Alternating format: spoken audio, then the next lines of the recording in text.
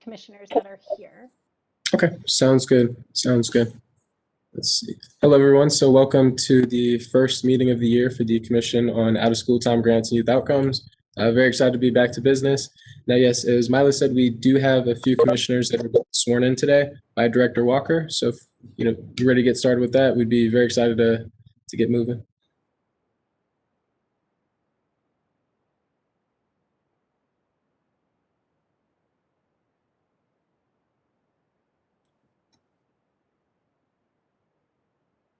Good afternoon, everyone. I'm sorry, I can guarantee that there's going to be two Basenjis that will jump on the screen in just a second. I've been trying to calm them down, which is why my video was off. So my apologies if we get a visit from one of them shortly.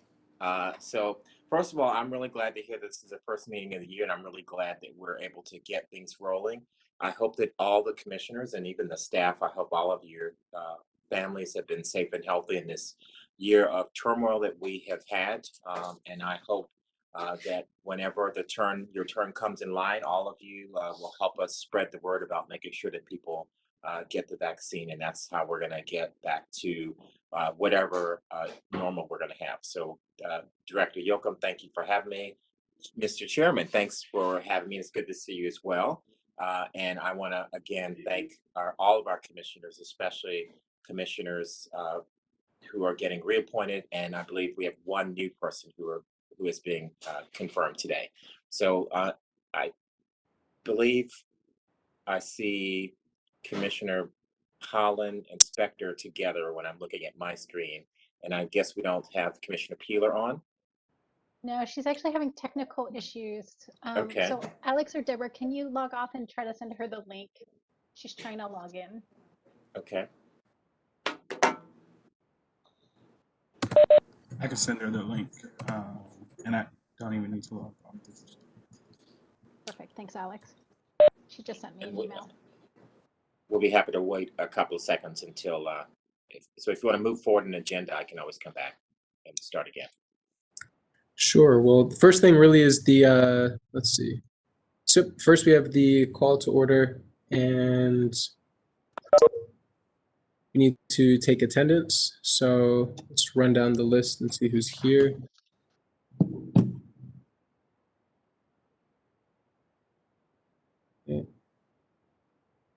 Okay. So we'll be doing attendance by a roll call vote just due to the technology. So the first one is Commissioner Berkey here. Let's see. Present. Thank you. Got it. Okay. Commissioner Brown.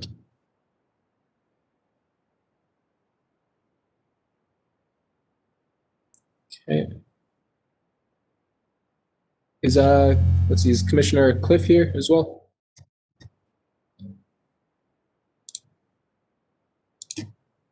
Okay.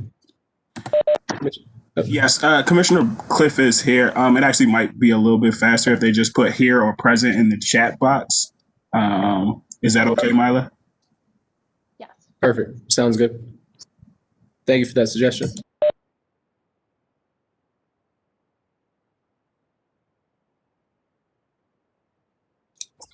Okay, Commissioner Crump. Okay, she's here. Got it. Commissioner Garrido.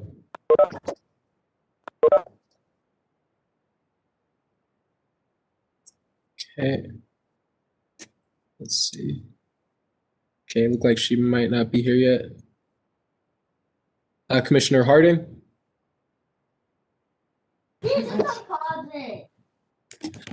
I'm here, President.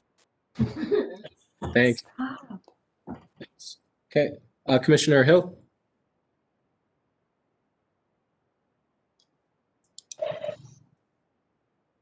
Okay, looks like not yet. Okay, Commissioner Hecker. Great, he's here. Thank you. Let's see.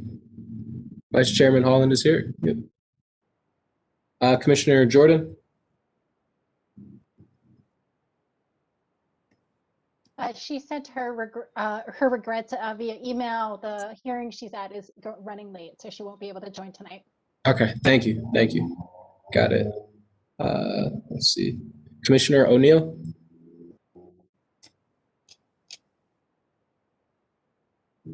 Okay. Guess not yet. Okay, and we know Commissioner Peeler's experiencing those technical difficulties. Commissioner Siegel.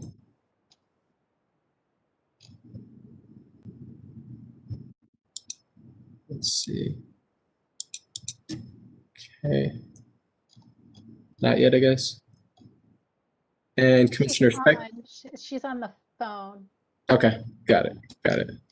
Same Makes thing with Commissioner Cliff for Tanisha Brown. Got it. Thank you. And I see Commissioner Spector there. Welcome.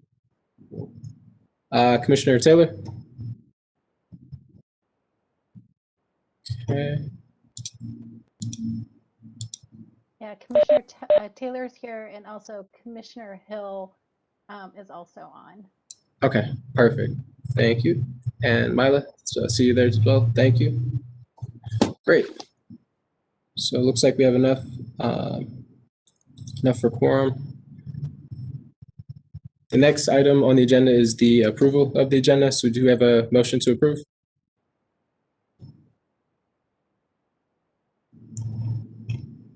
Okay. I motion to approve. Thank you. Does anyone second the motion?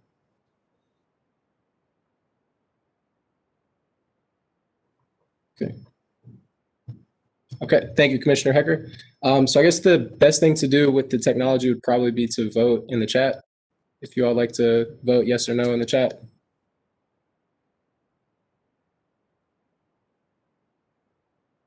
Okay.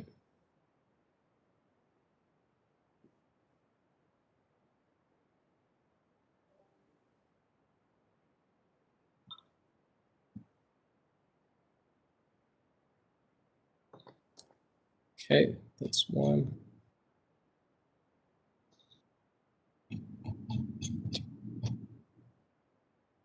Okay, that's two.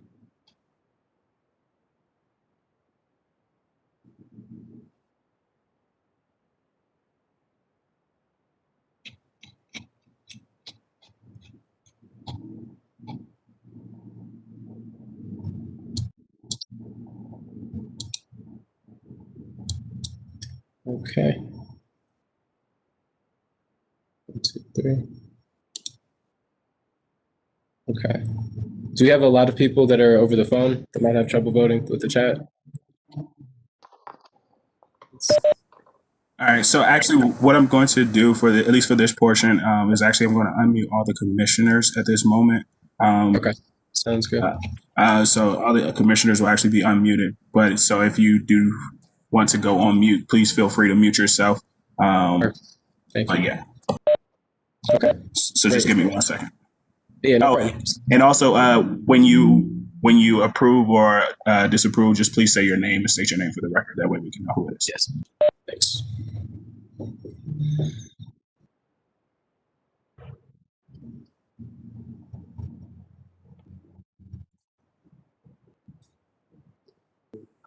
And I was why. And so I said, well, I don't understand why you.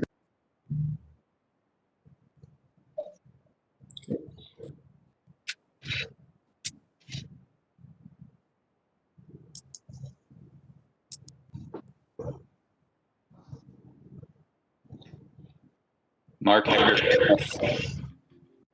Okay, thank you.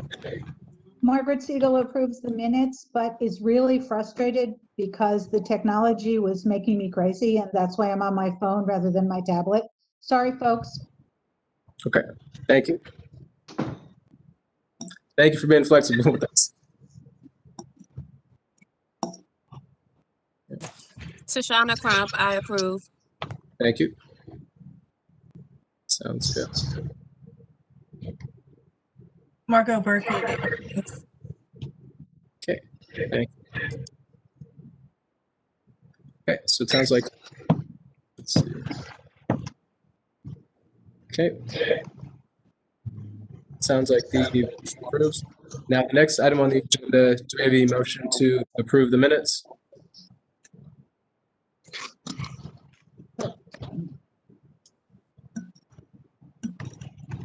Motion to approve the minutes. This is Commissioner Berkey. Thank you, Commissioner Burke. Okay. Is there anyone Second, this is Commissioner Siegel. Thank you, Commissioner Siegel. Now we'll go ahead and vote. All who approve the minutes? Aye. Thank you. Aye. Aye. Aye. Aye. Aye. Great. Okay, sounds good. Great, so the minutes are approved. The next item on the agenda is sorry. Oh, we also have several public comments that we'd like to get into. Okay. So are the speakers ready? So we did not have anyone registered. Deborah, do you have anyone else registered for public comments? No, I don't have anyone registered. I didn't know if anyone, Sounds good. there were any public members here. Sounds good. Okay. Perfect. So the next item on the agenda is the Office of Out of School Time Grant Youth Outcomes updates. So I'm looking forward to hearing all the great updates from the past few months. Sure. We actually brought in a guest speaker to start. I still do not see Commissioner Peeler yet on the line. So Director Walker, I hope you don't mind waiting just a little bit longer while Commissioner Peeler gets to join us. But if you don't mind, we'll just continue moving forward with the agenda. And I see your head nod, so thank you. So we brought in a guest speaker for our, just based on the feedback from commissioners, Jen Comey, the director for data and planning at the Office of the Deputy Mayor for Education, will join us to share a little bit of the research related to learning loss. This was a request by the commissioner. So Jen will speak and present and then take questions and answers at the end. Thank you, Jen. Sure, no problem. Can you hear me okay? Okay, great. Thank you, everybody. I want to thank the Commission for inviting me here this evening to discuss what we know so far about learning loss. I know this is a critical topic for all of the grantees and the commissioners, so I appreciate being able to share some of the latest research that has been done by an organization called Empower K-12. So I should not take credit. This is not the DME's study. This is an organization called Empower K-12. But we have been leaning heavily on this report, and I want to share both.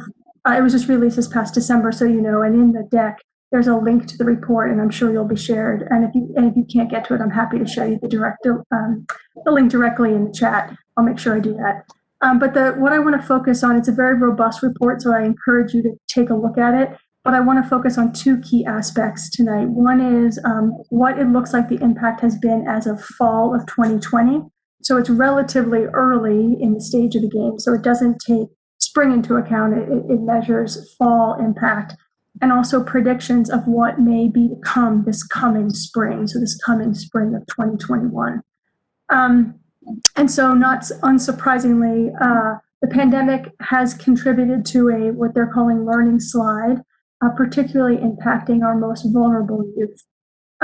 What Empower K-12 was, it had an agreement with DCPS and 11 public charter LEAs to collect their LEA-specific assessments, 3 assessments that they use. One is math growth, iReady, and text reading comprehension. This focuses on both K-2 and grades 3 to 8. So this does not look at high school, but it looks at early childhood and elementary. And what it does is it looks at what one would expect this fall's results to be compared to last fall's results. And what we see is a couple different things.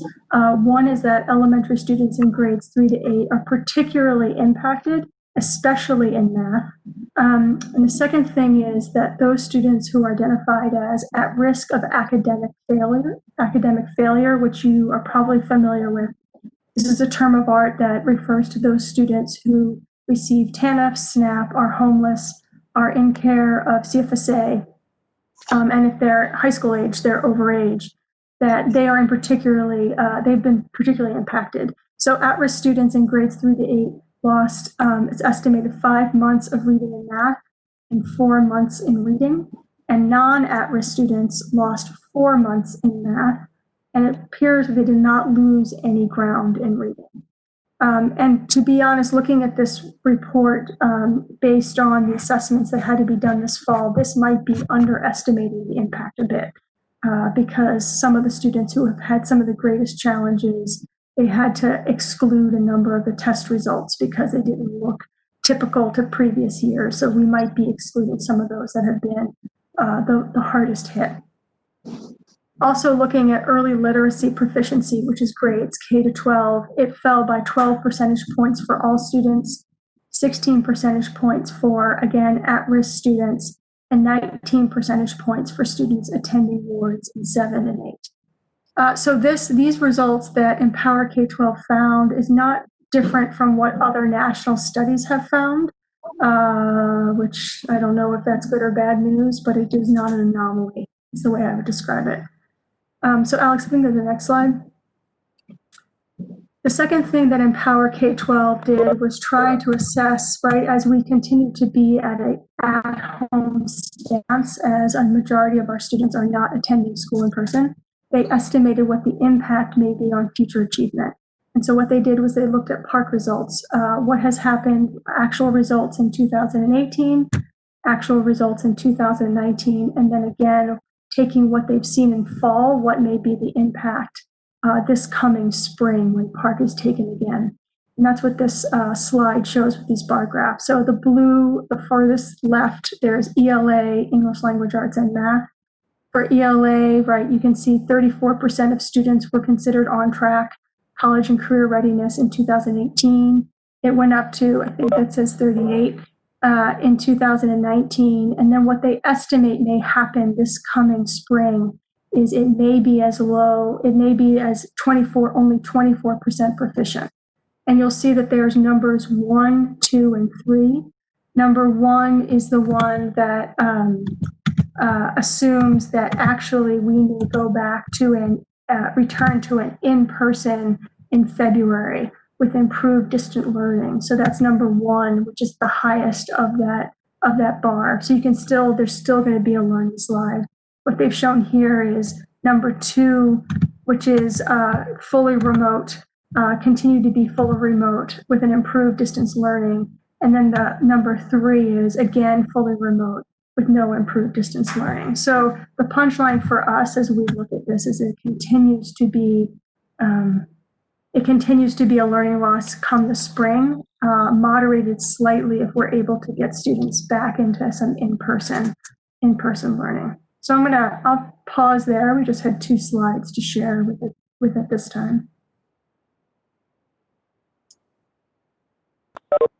Anybody have any questions? I will drop in right now into the chat the link to the study. Alex, I believe all the commissioners are still able to mute and unmute themselves to ask questions. Yes. Jen, can you talk a little bit about how the prediction was developed for model 3, like fully remote and improved distance learning? How do they come to these conclusions? Can you just talk a little bit more? Yes, thank you, Burnell. I have to admit, this is not my study, and so I probably have to follow up with more specifics on exactly how they modeled each of these.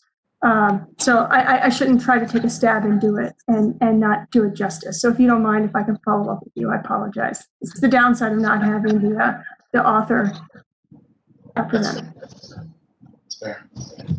Do something like they don't move. I had a question about what the term improved distance learning means. I know that one of the issues that we've been struggling with, and especially last spring, really was student attendance. And so I wonder whether the word improved has to do with students actually taking part in instruction, or whether the improved refers to the quality of the teacher's work, or is it something else? Yeah, I think it's a little combination of both. It's both engagement and making sure that students in a virtual stance are able to access the curriculum and the learning the way they did in the past. I think it's a combination of both.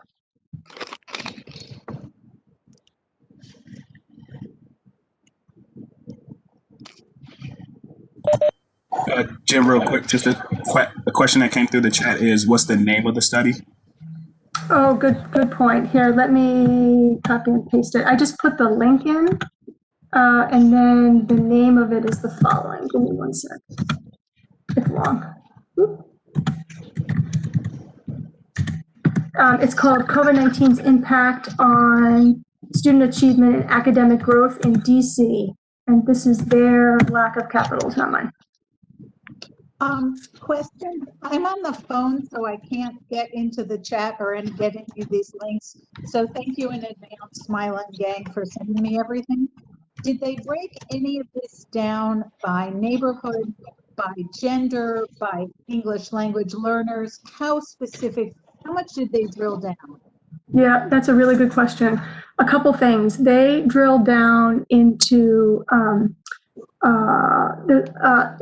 number of different what we call subpopulations. And so I didn't see gender, at least I don't remember seeing gender. They definitely looked at special education, so those students who were identified receiving special education services. They looked at English language learners. They looked at, again, those who are identified as at risk for academic outcomes. And they looked at schools that were located in wards 7 and 8. Those are the ones that I remember off the top of my head. They have some really nice appendices with things broken out. So there's a nice way to look at that. I don't remember gender. It doesn't mean that it wasn't there, but I don't recall that one. And one more question. Did they see any great distinctions between DCPS schools and any of the public charter schools? Yeah, that's an interesting question. I did not see them. They grouped everything all together. I did not see them break anything out by DCPS versus public charter. Thank you. Yeah.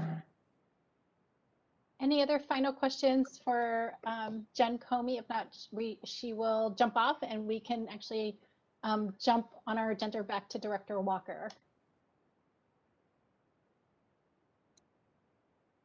Thank you. Well, I encourage you guys to take a look at the report, and Empower K-12 may do a follow-up come the winter, because this is obviously a critical topic and something that we want to keep very close attention of. And we feel really, we really appreciate the fact that they've been able to compile so many of the different LEA's data together. It's been very important. Thank you, Jen. And we'll follow up with you on just the one remaining question around the prediction model. Sounds great. Commissioner Holland. Thank you, Holland, Commissioner Holland. Thank you.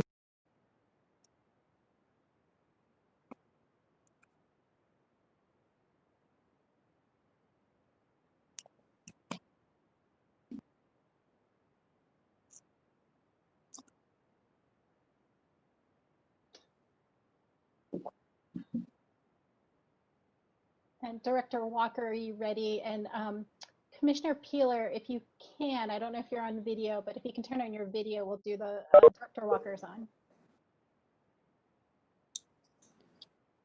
Great, thank you. Okay, great.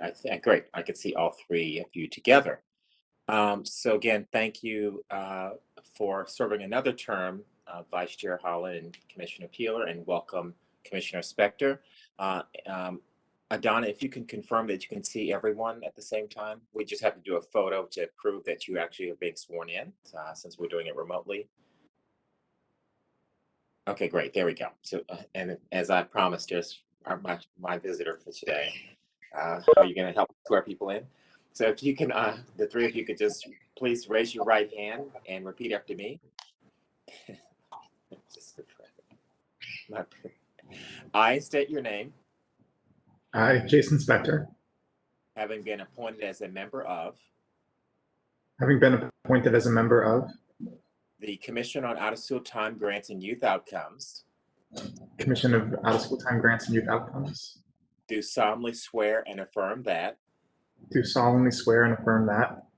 that I state your name, that I, Jason Spector, will support and defend the Constitution of the United States. My apologies. Will support and defend the Constitution of the United States. will support and defend the Constitution of the United States And the laws of the District of and the laws of the District of Columbia, And I will perform the duties and I will perform the duties that may be assigned to me that may be assigned to me as a member of this commission as a member of this commission, to the best of my ability, best of my ability, without fear or favor, without fear that I will exercise my best judgment or exercise my best judgment, and consider all matters before me and consider all matters before me from the viewpoint of the best interest from the viewpoint of the best interest of the District of Columbia of the District of Columbia as a whole, as a whole, and I will faithfully discharge these duties. and I will faithfully discharge these duties. Thank you very much. Congratulations. Virtual handshake to all of you. Again, we know we're in trying times, and I definitely appreciate the extra effort all of you are putting in to help make sure we've got a system that supports our students. The data that we just saw was kind of like alarming to me. And I know that the work that's done by the Office of Out of School Time Grants and Youth Outcomes and you as commissioners is vitally important. So I just thank you all for all of your hard work. Welcome back, Commissioners Holland and Peeler. Welcome to the team, Commissioner Spector, and hopefully I'll be swearing you in for another term when this one is over. Thank you. All righty, thanks so much. Thanks, Mr. Chair. Good to see you. Thank you, Director Walker. Appreciate your time and your patience. Sure thing. Thank you.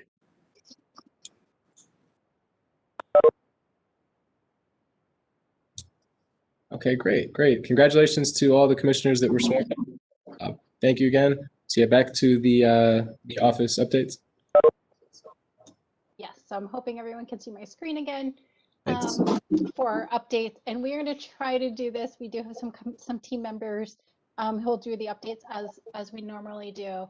And commissioners, I believe you are still able to mute and unmute yourself. And we are going to pull in a couple team members to help with the updates for the different parts. So the way we're going to do our updates, just because this commission has not met in a while, we're going to do fiscal year 2020 overview from last year, where we are in 21, and then any questions from there out. But feel free to ask questions along the way.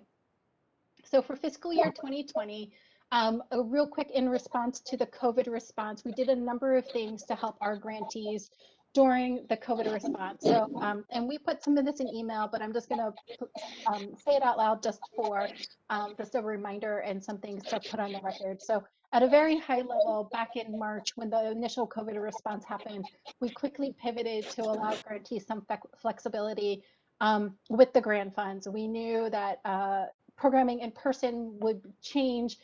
So we did a couple things immediately in response to COVID. One was that grantees did not need to submit a budget modification to modify their program from an in-person to a virtual, and the cost to do that. So they did not need to do budget modifications. They had a little bit of flexibility to just move forward, and we gave them the line items they could to purchase the equipment, some professional development to allow the technical skills needed, curriculum development, some of those things were permitted without a budget modification so that they can quickly pivot from the in-person program to the virtual back in March. We also then quickly pivoted to provide professional development through the virtual environment. So Kevin and his team allowed the Institute to do some virtual workshops and webinars. We knew staff time would be limited. And so by offering professional development, our grants can cover the staff time to do that, since programming hours were being quickly reduced as kids and the transition took a little bit. To support grantees, we also did sort of later in COVID, a couple months after into it, we did some phone calls and we called them office hours, where grantees can join us for 1 hour up to an hour and ask questions either related to COVID, the COVID response, how to do things, also sharing. So grantees had the opportunity to share and ask questions with each other and how they were programming, and barriers to the COVID virtual environment. So office hours, those now are moving back to a monthly. During COVID, it was almost every week, as we had different topics that we were sharing with them and just being available to answer questions. That frequency now is once a month moving into 2021. We did waive the SAO requirements, so we will not be able to provide the commission the data related to the SAO, which is the youth survey response. That is normally done in a group setting and in person. And so the results wouldn't be reliable in terms of administering the SAO. So we waived the requirement for the SAO. We also waived the attendance requirement after March 11th. So grantees, because they were then switching to in-person, either synchronous or asynchronous, and the attendance tracking became an issue with which kids may be watching an asynchronous lesson, which ones were attending synchronous lessons. So we waived the attendance requirement for the school year grantees just because we know the tracking would be difficult. So anything past March 11th was not required to be entered into the city span. Though for summer grantees, we did ask for some synchronous and some check-ins. So that attendance was required for the summer grantees only. And that was because we asked them to check in and those with the youth, either text or email. So that had to be tracked separately outside the system. But we wanted to make sure they were still connecting with the youth. And so that attendance was required for the summer grantees. And then we also allowed some grant extensions to occur as long as the grantees were requesting the extension of the grant during the grant period. So some grantees had their grant would end in July. We allowed them to extend it to September if the request was made. So some of the grantees requested an extension, which was approved by our office, and they continue to offer programming not only just during the school year, but through the summer with some of the youth they were serving. So that's sort of our COVID response. We also have an annual report that we released that is available on the website. And I'm going to actually have Deborah provide an overview on the grants, which was really the bulk of the annual report. Okay, hi everyone. So yes, the annual report was posted on our website and released in December. The total funds that were awarded, as you can see here, $11,135,147.60. This impacted 17,358 youth over the course of the year and over the course of all of the different grant opportunities. That is not unduplicated youth. And the number of grants that were awarded was 124.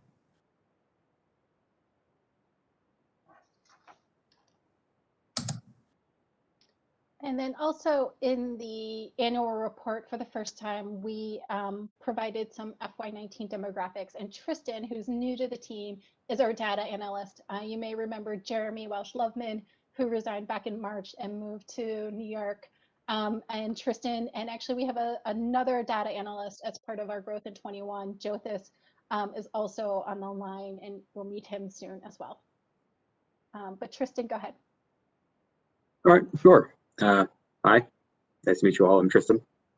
I'm going to be going over some of the data we received from OSSE, the State Superintendent for Education. This in particular applies to fiscal year 2019, and we received this data in May of this year, I believe, or May of 2020, rather.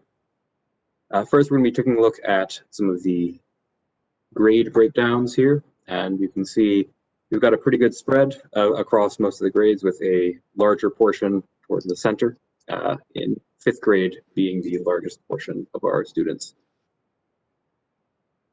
And next slide, please. We also have some race and ethnicity demographics. Primarily, the largest portion is Black or African American within the sample that we have of this data, with the follow-up being Hispanic or Latino at around 16 or 17%.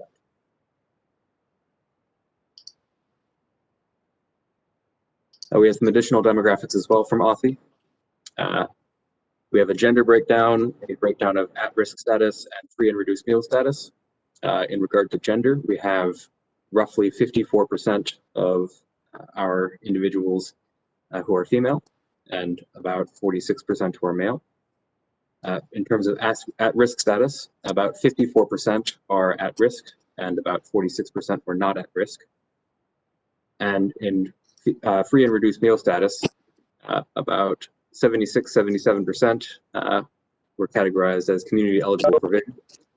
About 12% were categorized as free, about 10% as paid, and 2% as reduced.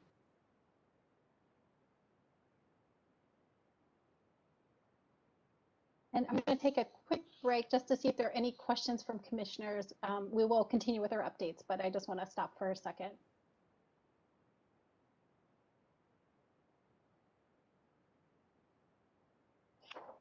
Okay, then we will continue. And as you can see now on your screen, the other data analyst, Jyotis, who joined our team just recently in January, just so you can have a face with the name. Thank you, Milo, for introducing me.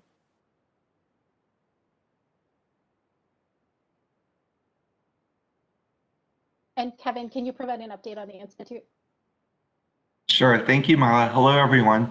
As Mila mentioned, as we moved into pivoting as quick as possible and offering virtual opportunities and professional development, for fiscal 20, we actually hosted 93 events during this past fiscal year and exceeded our goal by 197 or 198%, which is pretty cool. But we actually were able to offer a lot more than face-to-face. So the goal is great. And it was great to be able to also serve over 840 unduplicated number of attendees with these events, which again, we pushed our goal over to 120% this past fiscal year.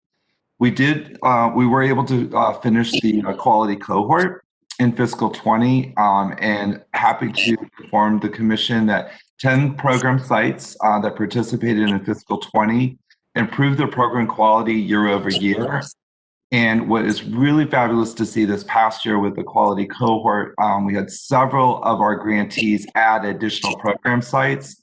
And so we exceeded our program site goal by 120% of those participating in the quality cohort, with 36 program sites participating this past year. So we're very happy with everything that we provided this year and continuing to offer professional development opportunities, especially in our current situation. So thank you. And then continuing in FY 2020, the DC auditor did complete their report back in, I believe, May of 2020, just to highlight for this group. That audit was done in the year and a half that the office launched. So the audit had to be done within 2 years of the office launching. So it was early in the sort of the formation of the OST office. Some of the findings just on this deck, and the report is available through the DC auditor's website, but in general, they highlighted the need for better oversight of the criminal background check. Since then, the OST office has taken a lot and changed the processes and subsidized actually background checks for our grantees in order to make sure that is no longer a barrier. And we do verify all of the checks from our grantees. The second finding was related to the financial reports and expenditures from grantees. And this is directly coming from the report where they sampled 16 subgrantees, of which 45% of the expended funds totaling $371,000 did not have supporting documentation. So as we brought the grants program in-house in fiscal year 21, we are working with grantees and ensuring all of the grants have allowable expenses and collecting all of the supporting documents as we make disbursements on the grant. So we've again changed the process to make sure this is not an issue moving forward for the OST office. Finding number 3 was the monitoring oversight of United Way and their internal management of the grant, where they've had just sort of allowed grantees to continue delaying their final report. So oftentimes we got our report from United Way really late. And so the auditors that we needed to provide better oversight of that so that United Way would submit their closeout report within the time allowed. Number 4, the fourth finding is really for DC Council. The DC code in the OST annual report, we do not show the grant funds and how they were spent. Grantees we allow up to 10% for indirect cost for one grant and 20% for the small nonprofit grant, which this commission approved, can be used for indirect, but the rest of the funds, 80 or 90%, is used directly for the program. So we do not allow grantee level use of the grant funds, that the auditor would like to see more transparent accounting of grant funds. It is something we will consider moving forward as we start to bring the grants program in-house. And then the OST performance data. So in year 1 and 2, we did not have CitySpan built out, and we relied on United Way and grantees reporting. So we did not have the ability to dedupe any of the data. And so year 1 and into part of year 2, the data was not 100% accurate. We knew this going into it, nor did we record it as deduplicated data. But that was an issue for the auditor, just highlighting that the data was inaccurate. So those were the main 3 findings. There were a number of recommendations, of which the OST office did implement some of them. But that was sort of the 5 findings from the auditor report. Any questions there on FY20 before I flip into fiscal year 21? Hi, this is Heather. For some reason, my video's not on, so but I did have a question about the grantees and grantee capacity, and so it was helpful to hear the reports on kind of where youth are in terms of educational outcomes and that sort of thing. But I'm curious about grantee capacity and how that was impacted by COVID. And if I've missed that and that was reported on earlier, I apologize. So we did not report on that. And are you talking about grantee capacity to serve in the virtual environment, like for staff capacity? There's a couple different things when I think about capacity. So one, a lot of the grantees were able in the virtual environment, in some cases, actually serve more students because they weren't tracking all of the participants who may be clicking through the videos or the asynchronous opportunities and curricula they put onto their web or through their platform. Some were able to track it a little bit through their synchronous learning and times where they actually meet with the youth. And so the capacity varied with the number of youth and how the program model is. What we're hearing more in FY21 though, so that was the 22 through the summer. This school year enrollment is decreased, as you can imagine, with online learning in the school day continuing. As opposed to the summer where they have to compete with school. We're hearing from grantees that enrollment is a lot lower and participation in the programs are a lot lower in fiscal year 21. Does that answer your question, Commissioner Peeler? Yes, thank you. Any other questions?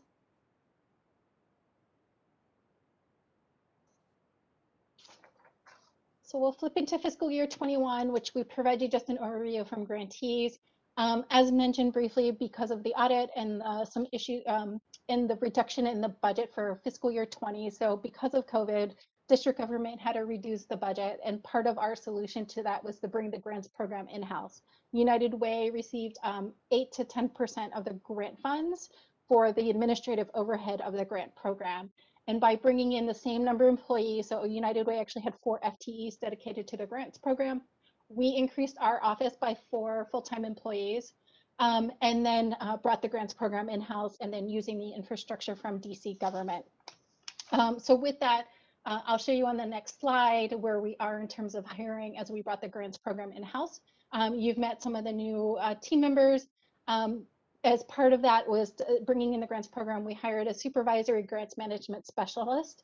She comes by way of DCPS, Vonia Bowie, and she's actually out right now on paid family leave.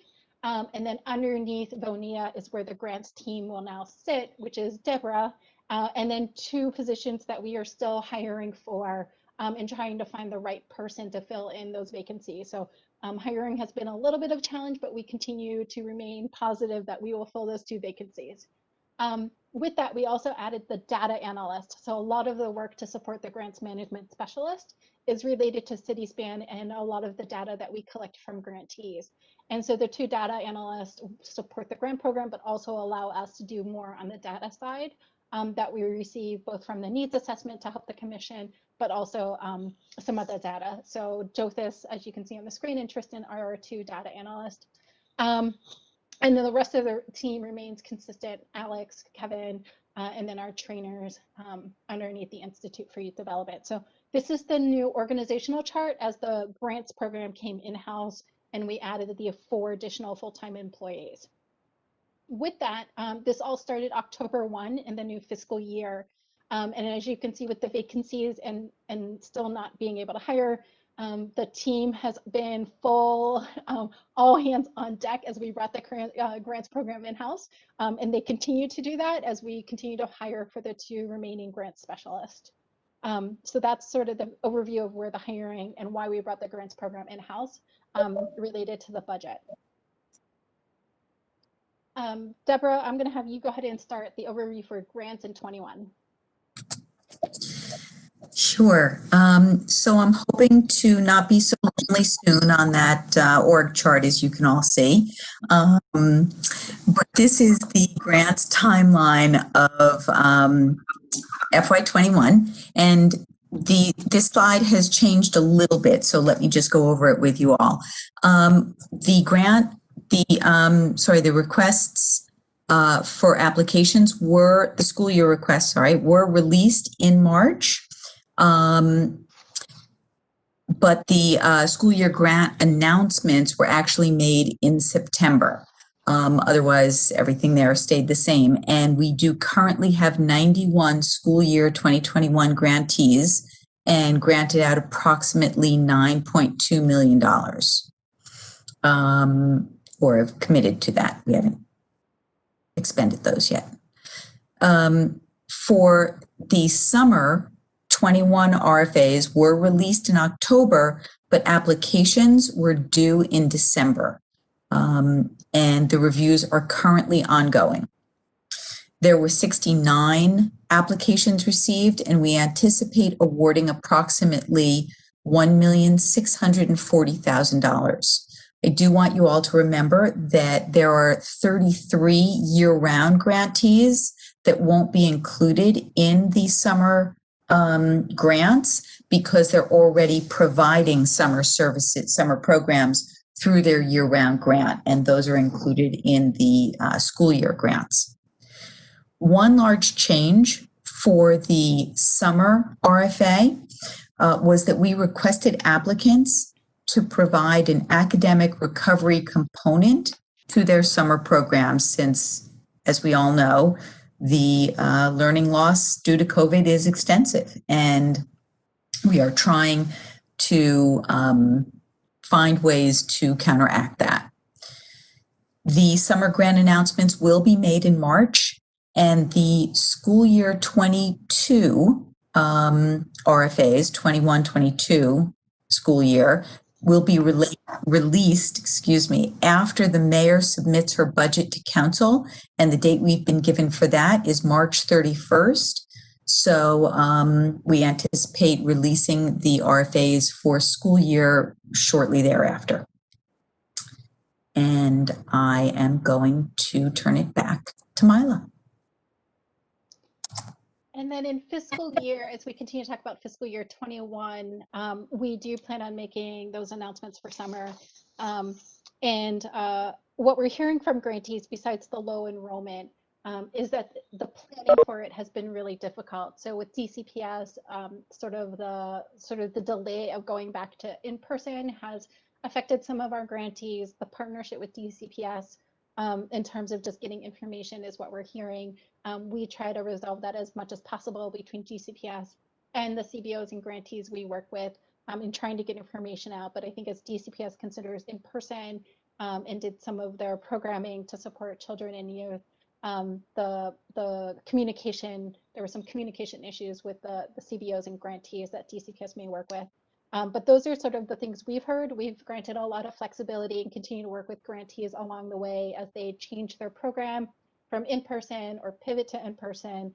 The other thing to flag with the sort of the budget that I thought was interesting as we had conversations with grantees is that hybrid model may not be possible for some of our grantees, that it's easier from a resource perspective to stay 100% virtual or 100% in person.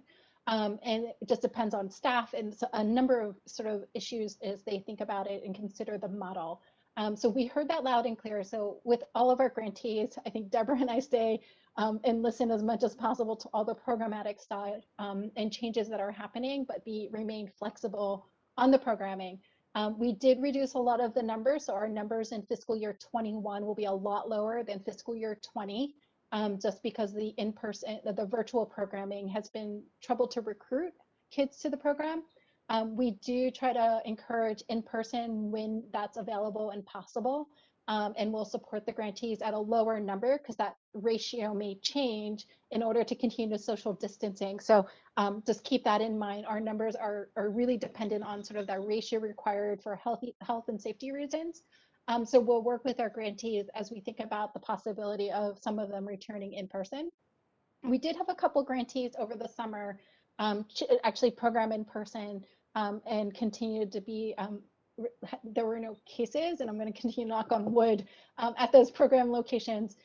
So we will continue to work with grantees, sharing information on any of the safety protocols that is released by the Department of Health or OSTE, so they can continue to offer programming when and if they do return in person to do it safely. So that is where we are with fiscal year 21. We do want to just talk about quickly as we think about the release of the school year grant. So Deborah mentioned that in summer 21, we did sort of add an academic component to the summer since the hours are longer, that we asked for all applicants to add some sort of academic component. You saw the data from the learning loss. So I wanted to have the commission discuss and think about any priorities, if any, that would be, that we should consider as we think about the RFA that we would release for school year 22. So I would love some just input from this commission as we think about, because Deborah is writing the RFA to think about that release, which will happen in April of 21. And so we have some time now to start thinking about priorities. So I would love to open it up for discussion. And I believe, Alex, can you confirm that everyone has the ability to mute and unmute? And we did bring in some commissioners, so if you want to turn on your video, we think you're on the computer, so Alex put you on. Hi, this is Heather again. I guess I'm wondering if we have the ability to provide any capacity building support for organizations, perhaps who don't have experience with academic programming, so that they are well positioned to be successful in offering that or incorporating that into their program models. Yes, so we can definitely consider it. We've been in talk with some grantees who do academic programming now and the type of potential support they can offer, either professional development. So we've been in contact with some grantees as we think about content that they could share with other grantees. And then Kevin and his team, that is something to look at.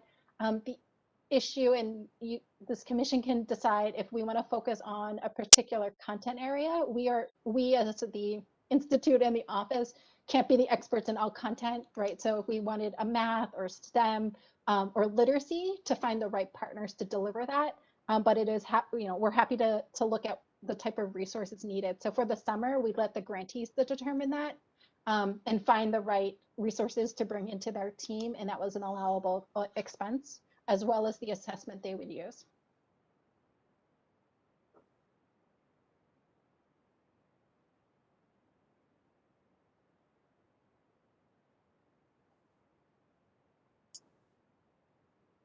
Hi, this is someone else speaking.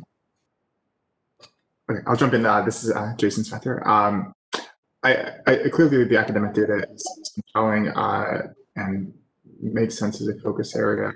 I also would want to make sure that the social emotional learning is captured still too. This has clearly been a very trying time for I can put my video on. There we go.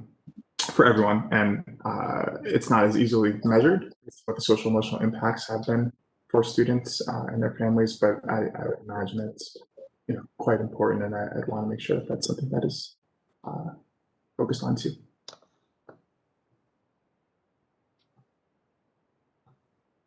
Mila? Yes.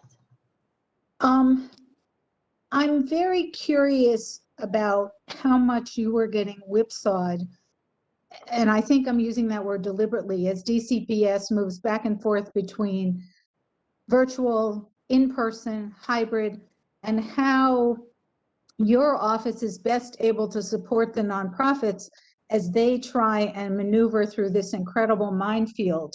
So there are a couple of questions. One is the coordination with DCPS. Another is how much you're being expected to pick up the slack. And then the third is, I know of a couple of small nonprofits that have been able to form pods. And so they are doing out of school time programming in person, and so far have been really fortunate and great in not having any kids get infected. But I'm wondering sort of what you're hearing, and also what role the commission can play in terms of supporting these kids and families who are in a totally untenable situation. There's a lot of questions there, so I'm going to try to answer them all. Starting with coordination, yes, DCPS had a lot of start-stop changes, so it was difficult to coordinate. At the beginning, anyone who typically served in person with DCPS, we recommended just staying virtual and working directly with the principals, because there are so many schools and principals by December were making the decisions with their model, and will be making and continue to make that decision moving forward. And Commissioner Berkey can confirm that. But my understanding is principals are making the decision on their own models at the school level, and there are 4 potential models. So the coordination piece has been difficult. So our advice has been that the grantee should work directly with the school they're most familiar with, just because the models will be different. And it is hard for us to understand what all of the schools are doing, plus the charter. So we've sort of, I think the coordination has not been great because of the number of models happening. So that is sort of where the coordination is. And we are continuing to try to get sort of information from DCPS and share it out when we can to CBOs. But I think the information and the flow has been a struggle, just trying to keep up with everything. In terms of some of our grantees, some of them are actually programming in person in what we call hubs and pods. So in particular, Reverend or Commissioner Hill may be able to share a little bit about what he's doing. But we have some grantees, especially at the housing sites, that are working closely with DCHA to provide some in-person programming.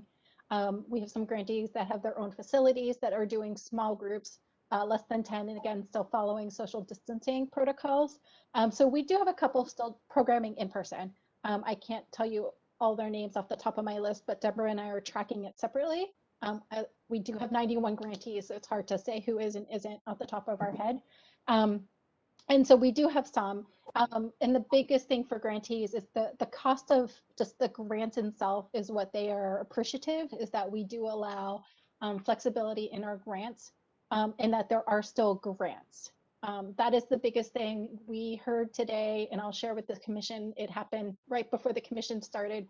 We're not looking in a cut for fiscal year 21 to our summer grants, even though the district as a whole is looking at ways to cut the fiscal year 21 budget because of COVID. I did get confirmation this afternoon, and the team has not heard, and I'm sharing with the commission. We anticipate awarding all of our Summer Strong grants as anticipated in fiscal year 21. So that's exciting news. That came via email right before the commission started. So I think, again, as long as we can continue to offer grants, it's helping the CBOs. And then we did have a couple funders out there. So from RAG, just sharing with them what we're hearing, and that what the CBOs really need are operating costs and funds. And so that's what we articulate to any grantor or funder who can. Our dollars are limited because they are taxpayer dollars, so they need to go to program. But the operating, just indirect, is really what we're hearing from CBOs that they need from external sources. And the role of the commission, I'm going to leave that for this commission to talk about and share what we can do at the commission level to support. And I think the biggest thing is, again, just the grants. That is our biggest sort of support out there, is to think about that.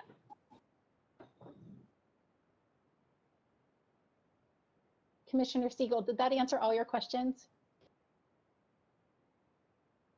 Thank you. I mean, of course I have more, but for now, that's great. Thank you. This is Mark Hecker. I just wanted to sort of double down on some of what Mila just said. We operate I'm one of the sort of provider reps on this commission, and we operate in 14 schools, in DCPS schools, so have been totally unable to work. And for those commissioners not actively involved in school-based programming at the moment, the infrastructure for after-school programming, including all staffing, has been removed this year. So really, there's nothing that we can do to try to work with our schools besides emailing individual contacts or principals who are wildly overwhelmed at the moment. So it's been a very, very tough situation. I do think when you think about priorities going forward, I know that and this is totally self-interested, so I'll acknowledge that, but there is a lot of interest building in how high intensity tutoring can be a solution in the next year and the ways that people can work together for that. So I know there's going to be a lot of energy behind getting as many kids possible connected with tutors. I agree with Jason's comment before about SEL work as well, because we're seeing lots of kids just really, really struggling with mental health issues during the crisis. But when we think about the role that the commission could play, I think advocating for some longer term planning opportunities. So let's make some decisions about how we're going to move forward next year as a city and allow the organizations to actually plan for those eventualities. So even if it needs to be an intentional response, even if we can't predict time totally. And it seems like we're just, every time we extend the quarantine right now, we're just making stuff up as we go along, it seems like. So it's been a very, very difficult year. And I think we need to advocate for the city to start treating CBOs as though they're actually an important part of the fabric of what's going on for our kids.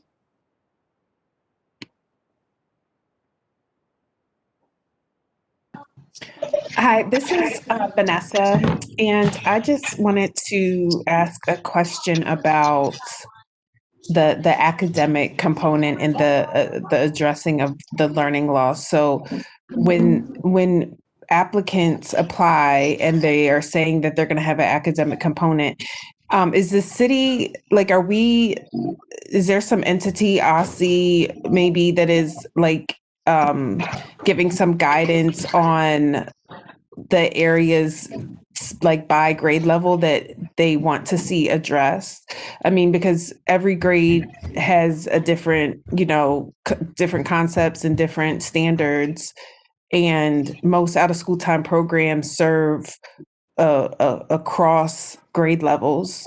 So how is that specifically being addressed, or can you give like more insight into like how some of the applicants have planned to address it? So specifically for the summer grantees, we could share more once announcements are made. So the applications are still being reviewed, and that's happening now. So we can't speak on sort of that piece yet until it's actually announced. And then we internally have a chance to look at all of the applications and review that. But the way we envision sort of the summer, and we're not sure what the school year will look like, the summer, is that the applicant proposed a content area that was core to them, that they could do and implement really well. So if it's STEM, if it was something literacy or math, that they had the right assessment tool to go with it. So it did not have to be an academic like PARC assessment or DIBELS or anything like that normally is done by school, that they can use a software, either like a software program that is tracking the student's ability to have some growth in the skills that they are proposing. So the applicant had to decide what their content area would be and how they would measure that. And they had to describe that in the application itself. And so some of them would buy or purchase licenses for software so that they can then measure where the kids were at the beginning through the software program or the curricula that they would implement in their summer program. Okay, that makes a lot of sense. Thank you.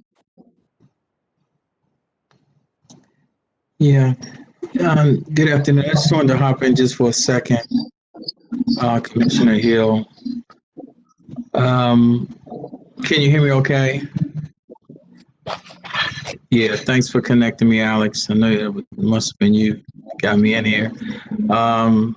Yeah, I just wanted to applaud Learn 24 and this commission for since I've been a commissioner for a couple of years and been watching, paying special emphasis and consideration for Ward 7 and 8. Obviously, every year for us, for some time has fallen below the academic scale in terms of accomplishments. So again, I want to applaud the commission as well as Learn 24 for putting special emphasis and resources in Ward 7 and 8. And listening to the report that we just heard a few moments ago, that 12% of students in the city have a literacy falling behind, early literacy deficits, but in Ward 7 and 8 is 19%. So it's almost, it continues at a very significant rate in terms of loss. And we still have a lot of challenges. One of the things that we've been able to do with our programs on DC Housing Authority sites was when COVID hit in March, the DC Housing Authority, they closed down just as well as everyone else. But unfortunately, it left our vulnerable residents with disabilities and the youth and the families that were already, again, dealing with educational deficits alone to fend for themselves. We remained open and was able to support with food, PPE items.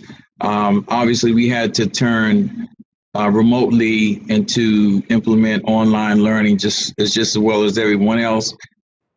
With the rash of violence and a lot of other issues that were taking place, just the same way as going around the whole city, just additional layers. So it's still been a struggle. It's been extremely difficult. Our relationship in the community has helped us to keep close with the students. I'm really interested in digging in on the report that we saw in terms of what areas specifically did these declines take place. And see, but unfortunately, even today, as we were moving forward, one of our frontline workers who was a counselor with the after school program tested positive for COVID. So now we need to go into the next level in terms of shutting down. So we won't be able to engage any of the youth, or any of the parents, any of the community, because several of our employees were in the general area of that individual who tested positive. So that puts another kind of wrinkle in what we're trying to do. I'm excited about getting more information about the academic recovery program, which again, I just want to really take a closer look at that and see how we can implement that requirement that you're having with your summer applicants. So we can initiate just get some ideas regarding that. I mean, we're really fighting really hard.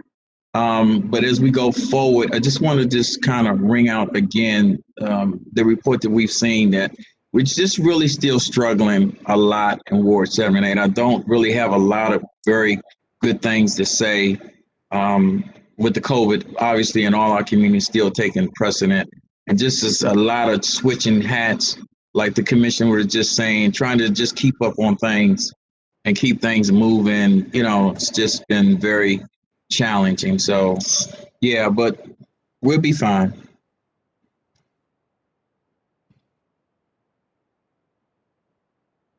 Any other comments that we should consider as we think about the school year 22 RFA?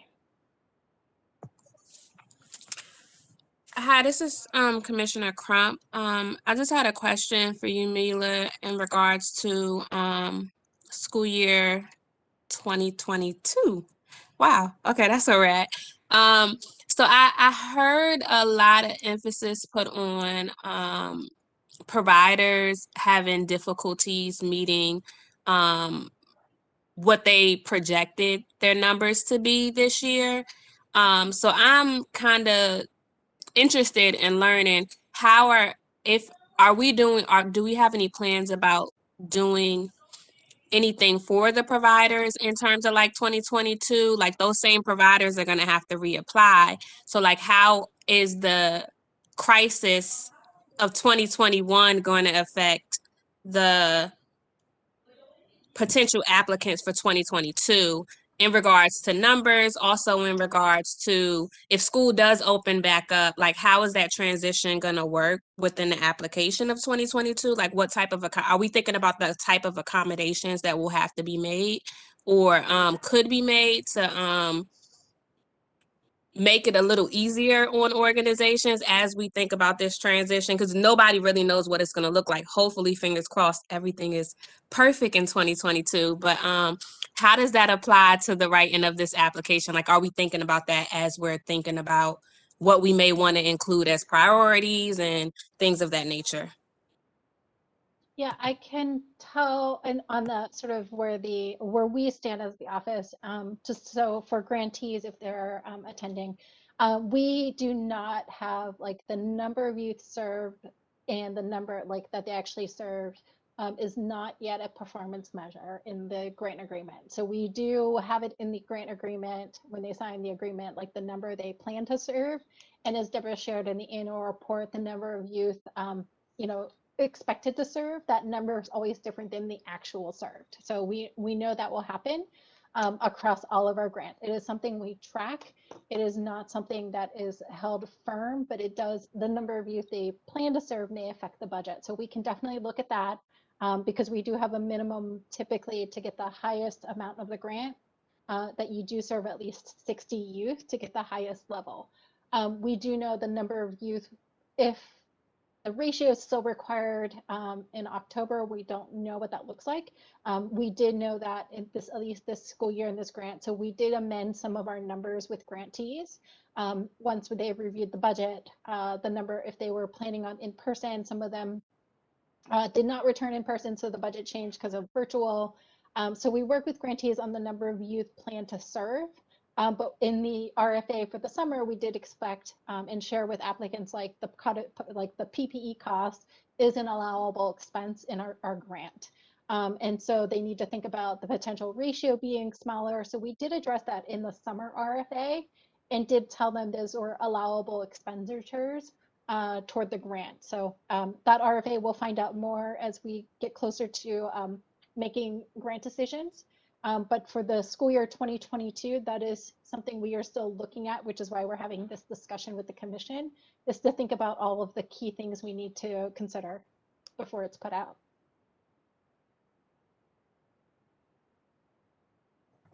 Thanks, Mila.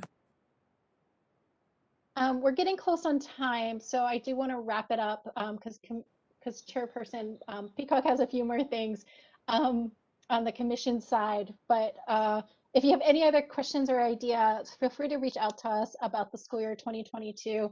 Again, we plan on releasing that in April, just because the mayor will release her budget around March 31st, April 1st, and we can't release the RFA until we know what the budget is for next school year. So we do have potentially another meeting between then, but we just wanted to get started on that RFA.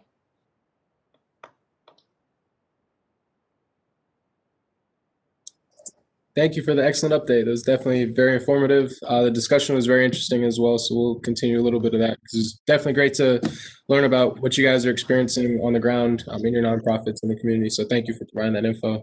The next item on the agenda is really the commission updates. So we just have a few topics of discussion. The first one, just to clear the air, for the time being, Commissioner Holland and I will be remaining in our position as the commission officers, just to kind of continue where we left off. Unless anyone objects, which if you do, feel free to bring that up. But for now, we're just gonna go forward for continuity. We also need to discuss the needs assessment and our meeting schedule. So in terms of the meeting schedule, at least just to get that out quickly, so far we're looking at odd months, so like January, March, stuff like that and so forth. The third Thursday of the month. And does this time work for everyone? I guess a better question would be if it doesn't work for everyone, just let us know so we can be flexible with it and work on that. We actually do need a vote on the calendar. So the draft schedule was already sent to the commission via Okay. email. Perfect. Just because we do need to post the dates on the DC calendar for the commissions. Okay. Should we do the roll call vote for that? Okay. Got it. Yeah, or verbal. I mean, we have enough commissioners, I think, on the screen now. We can hear most of them. Okay. Sounds good. So does everyone, or can I get a motion to approve the meeting schedule? I motion to approve. Thank you, Commissioner Hecker. Any seconds? A second. Second. Thank you very much. Okay, great. So all who agree to the meeting schedule? Aye. Aye. Aye. Thank you. Are there any opposed? Aye. Thank you. Are there any that oppose the meeting schedule? Okay, great. So it looks like the meeting schedule passes. Thank you. The next item is the committee status. So we had decided that due to the nature of the world right now and just kind of focusing on getting the commission back up and running, we're not going to have the committees meet just yet, as we kind of get things back in the swing. So we're going to hold off on those meetings, but we will resume them at some point. So don't think we're just totally disregarding them. Let's see. I guess. Okay. And I also wanted to briefly discuss with everyone just how COVID's impacted your nonprofit specifically and, things you've seen in the community. So I was really happy to see that discussion by Commissioner Hecker and Commissioner Hill to see things you specifically noticed. So if there's anything else anyone wants to speak on before we adjourn, I would love to hear it. Sorry, did we want to talk about the needs assessment for fiscal year 21? Sure. Yeah. Sorry. Skip that. Yep. Let's go back to that first.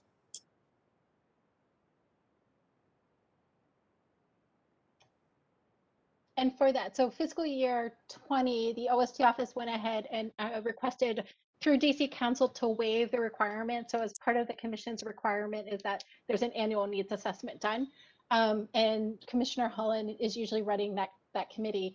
So with COVID hitting quickly, we know that there was no way that we can do in-person survey responses. And so we went forward and just requested a waiver from council, which was granted. We can do the same thing in fiscal year 21. If the commission feels to do so with the needs assessment and or need to make a decision on what the needs assessment will focus on, knowing that COVID is still a barrier for any type of survey collection in person. Though there are lots of surveys being done, it is a tough challenge to collect them all online because I think families are getting a ton of surveys from schools, from the district, and a number of other things. But the commissioners, I would love to hear your thoughts on fiscal year 21's needs assessment.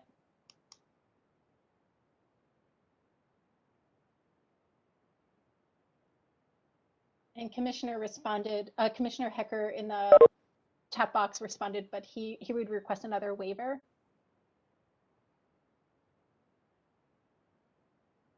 Yeah, that makes sense to me. Commissioner Peeler. I do have one question though. Miley, can you say a little bit about what the implications are for an additional, I guess, deferment or delay of the needs assessment? I mean, in terms of like the relationship to council, it was pretty, we would just have to do it legislatively, and I will work with the legislative team on that. They put it in as a package through COVID on that. So just in legislation, it requires an annual needs assessment. So we requested the waiver and it was pretty easy to get it approved. Council did it as a package because they understood that it was difficult to do during COVID. We can do the same request. I don't think there's an implication except our data and how this commission uses the data from the needs assessment moving forward.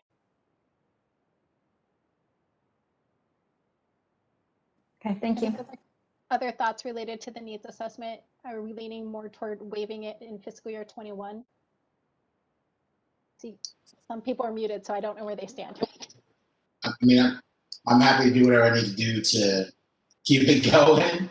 But I think requesting the waiver makes sense logistically. But if the commission needs me to, I will push forward.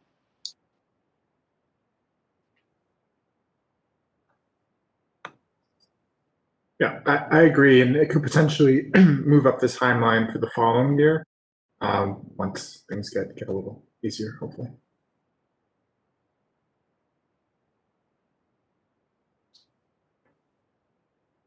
Okay, it sounds like we have a majority supporting a waiver for fiscal year 21. So thank you, Chairperson Peacock.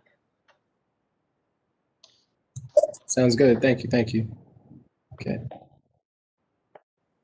And yep.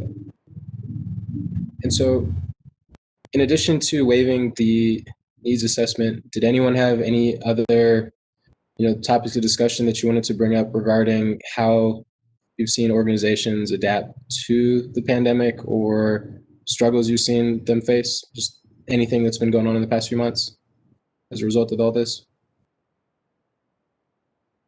And I will just share a comment that came in through the chat box from a provider, is that they do anticipate working with DCPS to be a challenge again, actually next school year, just because of the number of kids who may not be vaccinated. So they are still projecting a late start for OST providers, is what they're saying. So they more than likely in the next school year will start in the virtual mode as well. And I think there was one other comment. Mila, it's Yeah. Margot. As the DCPS person working for the Office of Out of School Time Programs, I could just say that we do not have a direction yet as to whether our own after school programming will be starting in the fall. I think we're all waiting to see whether conditions improve in terms of the health and safety, the vaccination levels, and so on. I think the more that educators and providers are vaccinated, even if children can't be, because I think very few of the vaccines, if any, have been approved for use with children below the age of 16. I think the key is for as many adults as possible to be vaccinated such that we can actually work safely with children. The exposure of child to child, though, still remains an issue. And so I really don't know. I mean, we just don't have any guiding information from the district at this point as to what our own programming might look like or what the relationships with partners are going to be. I think that if we are not providing after school programming in person, there will continue to be no after school work provided in schools by partners either. So, and I don't even have a timeline for when these decisions might be made. Many of you may have noted that we are looking for a new manager of out of school time programs, a manager for after school. And please share that news with your networks and recommend people that you think would bring that excellent talent to the school system in that position. And, I hope that the next manager will be able to have an impact on the decision-making timeline and also maybe even the ways in which we engage with partners. I think it's been a major loss from my own personal perspective, but I can't speak on behalf of the district on that one. Thanks, Commissioner Berkey. And just real quick, I want to add one other thing. We do have some public speakers still on. We're getting a lot of questions related actually to the vaccination and when CBOs will be part of the sort of cohorts and tiers to be vaccinated. We have that email requested DC Health and have not heard. We continue to try to prod them to understand, but I think the district and the DC Health continues to just work through the priority groups. As far as our understanding is, anyone who's currently programming in person at a school and the partners, they will be vaccinated as part of the school itself is being vaccinated for the staff who are in person. But in general, our grantees and CBOs are not yet like a cohort. So we do not have a timeline yet or any information related to sort of the sector and when they might be available for vaccination. So we still get a lot of those questions. We have an email to DC Health, but have not heard yet. Just to follow up on that, I did see in a webinar from DC Health a little bit earlier today. So not exactly sure for the actual providers, but I do know for faculty and staff for schools at least, those are in the next few weeks coming up. So hopefully that's at least a little bit of good news.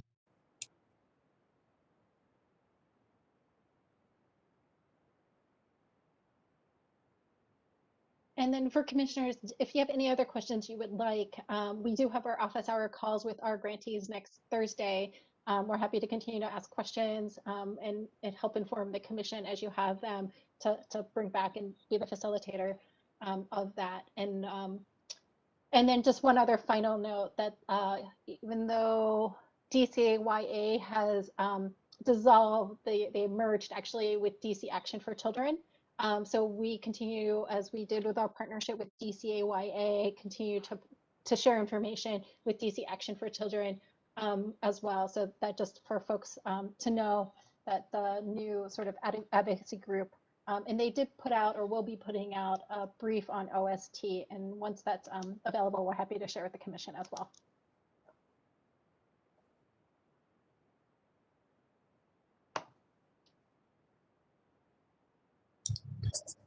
Okay. Well, sounds good. Looks like that's pretty much everything. Did anyone have any last questions or concerns to voice? Okay. All right. I'm sorry. I just have one thing. Sure. And it's as it relates to the impacts for nonprofits, specifically east of the river, as well as like it kind of merges with me with the committee status. I personally just think that a lot of the issues that I know nonprofits I work with are experiencing are so vast. And I think that I would love to, when we can, I don't know if this is something I would love to discuss with you, Mila. But when we can find time to bring the committees back to really start to work on the capacity building part of that, because a lot of the issues, like there's so much going on. And it's like we as nonprofits are kind of left in the balance hanging to do all of these things without, like communication from the government, or if the schools are closed, making sure that program is still brought to young people in whatever capacities that we can. That sometimes that I think as a whole, we forget that a lot of nonprofits are working with the small capacity as it is in general. So this is really affecting nonprofits. And when we start talking about how this is affecting specifically small nonprofits, specifically east of the river, that means that it's affecting the young people. And we see that in their grades, but it's also the social emotional. So I really, really would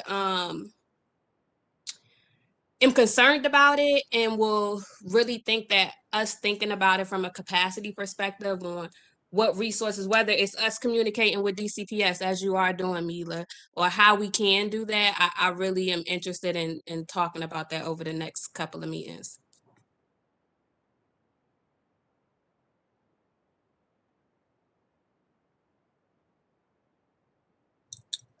Yeah, thank you very much for sharing that. Definitely helpful information. Is there anything else that anyone else would like to share before we wrap up? Okay. Any motions to adjourn?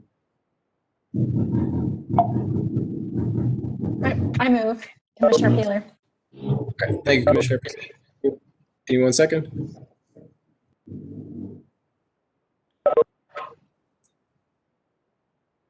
Yeah, I can second Commissioner Hill. Thank you, Commissioner Hill. Great. So the meeting officially adjourns, and thank you everyone for working with us with the technology. Glad that we were able to make this successful and get things back up and running. Yes, thank you. Thank you. Thank you, everyone. Good night. Good night. Night, thanks. Bye, stay well. Good night.